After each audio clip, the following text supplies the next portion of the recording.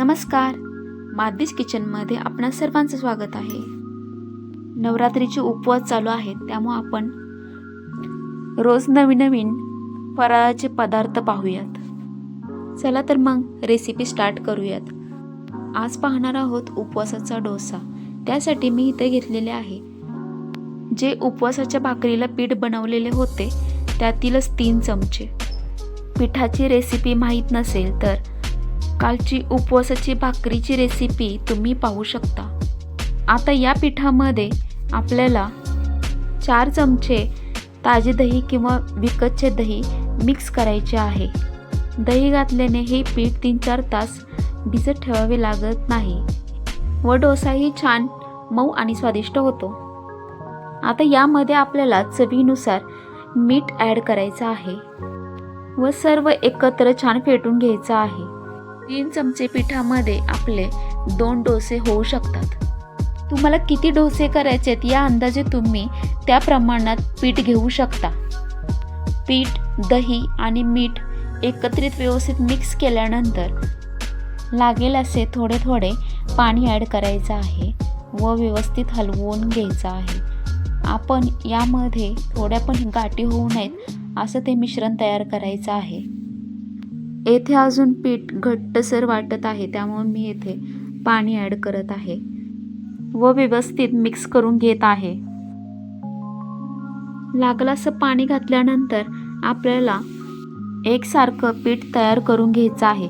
जास्त घट्टही नाही आणि जास्त पातळही नाही। आता हे मिश्रण आपल्याला असंच झाकून ठेवायचं आहे साधारण पाऊण तास, जेणेकरून हे पीठ भिजेल। आता येथे पाऊण तास झालेला आहे। तुम्ही पाहू शकता पीठ छान तयार झालेला आहे। आता आपण गॅसवर पॅन गरम करत ठेवूया। त्यामध्ये तूप किंवा तेल टाकून डोस्याचं पीठ एकसारखं पसरवून घेऊयात व पसरवून झाल्यानंतर 1 मिनिटभर ते तसेच ठेवून गॅसची फ्लेम हाय ठेवायची आहे व 1 मिनिटभरानंतर आपल्याला हा डोसा पलटी करून घ्यायचा आहे। बघा, डोसा हा बिलकुल पॅनला चिटकलेला नाही, व्यवस्थित पलटी झालेला आहे। आता आपण यावर तूप किंवा तेल टाकू शकतो। गॅसची फ्लेम ही हाय ठेवायची आहे व डोसा भाजून घ्यायचा आहे। डोसा भाजताना दोन्ही साईडनेही व्यवस्थित भाजायचा आहे आणि दोन्ही साईडलाही तूप किंवा तेल लावून घ्यायचं आहे। अशा प्रकारे डोसा केल्यामुळे हा चवीलाही छान लागतो, मऊसूत राहतो। त्यासोबत आपण खोबऱ्याची चटणी किंवा बटाट्याची भाजी करू शकता। आधीच्या व्हिडिओमध्ये आपण बटाट्याची भाजीची रेसिपी दिलेली आहे, त्यामध्ये तुम्ही उपवासाची बटाट्याची भाजी पाहू शकता। अशा प्रकारे आपला छान असा डोसा तयार झालेला आहे। एकदम साधी आणि सोपी ही रेसिपी तुम्ही जरूर ट्राय करा। तुमचा सर्वांचा रोजचा प्रतिसाद हा मला पुढील रेसिपी व्हिडिओसाठी प्रोत्साहन देत असतोय, त्याबद्दल खूप सर्वांचे आभार।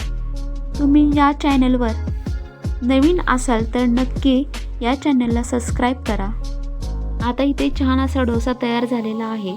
यासोबतच छान अशी खोबऱ्याची चटणी बनवलेली आहे, मस्तच। अशा प्रकारे आपला उपवासाचं ताट तयार झालेलं आहे। रेसिपी आवडली असल्यास नक्की शेअर करा। लाईक, शेअर, सबस्क्राईब करायला विसरू नका। थँक्यू।